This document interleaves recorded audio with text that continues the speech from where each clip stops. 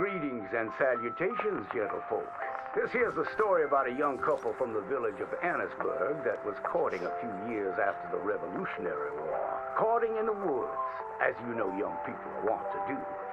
Stealing away all sneaky-like. Girl by the name of Ethel Beauchard snuck out of the parlor one evening just as soon as her mother went out to hang clothes on the line from the washing. She met up on the road by her farm with a boy by the name of Eugene Hutton. Now, the Hutton boy was an athletic chap, liked boxing, fishing, and swinging Indian clubs. It's quite singular to the story that he didn't seem all that inclined to go to war in the preceding years leading up. Well, they walked in the woods for a while.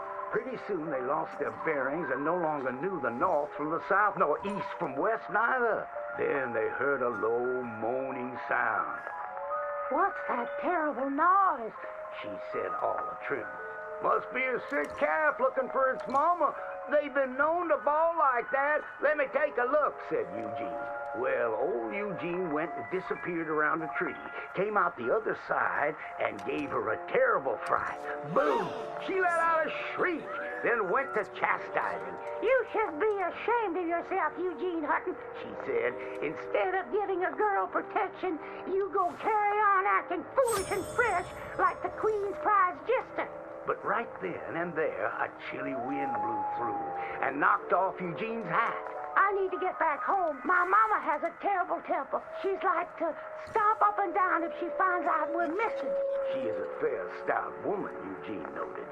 But just then, before this couple of miscreants could head home, they heard the sound of heavy wheels, groaning, and people marching. The cacophony grew closer and closer, and through the fog they could make out the shapes of ghost horses pulling spectral cannons, and dead soldiers marching as if their graves could no longer contain them, each wearing a vile red coat. "You will pay for your moral transgressions," the dead soldier howled, and cut his head clean off. Miss Beauchard shrieked in horror as Eugene's head landed right in her hands, his eyes still darting about, attempting to discern what horror had transpired. Little Miss Ethel Beauchard ran as fast as she could, stumbling and getting caught on trees as she tore through the forests. Terrified for her life, the dead soldiers marching after, hungry for blood. When she returned home, she told the people of the village that an army of the dead had taken Eugene within the confines of the fog.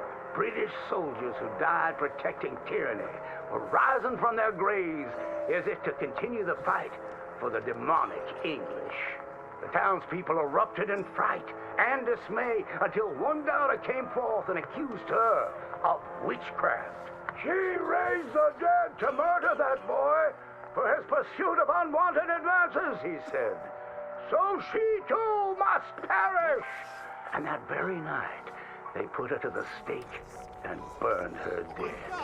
Now let that be a lesson to you young ones not to go courting in the woods, in case the English lurk there still.